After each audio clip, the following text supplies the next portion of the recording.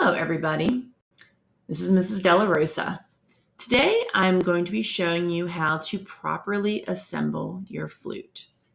First of all, you need to take your flute case and place it on a nice, flat, stable surface, not your lap.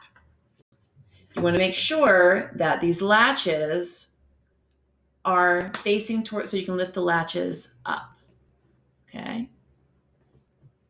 So let's lift our latches up and open up our case.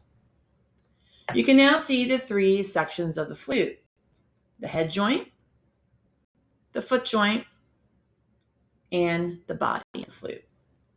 The first thing you want to do is you want to pick up the head joint. We have a closed part of the head joint and an open part of the head joint.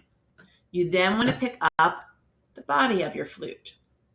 You want to push the open end of the head joint into the body, like so. You never want to force it, just gently push and twist.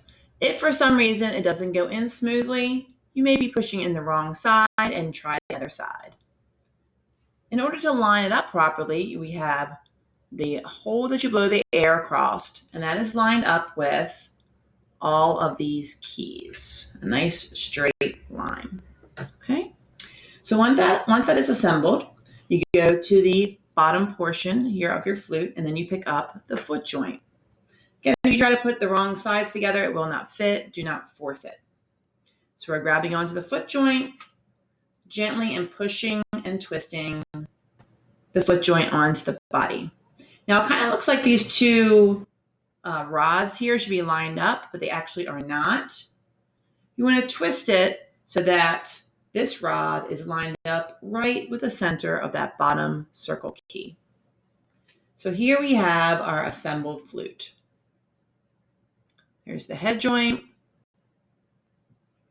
the body, and the foot joint.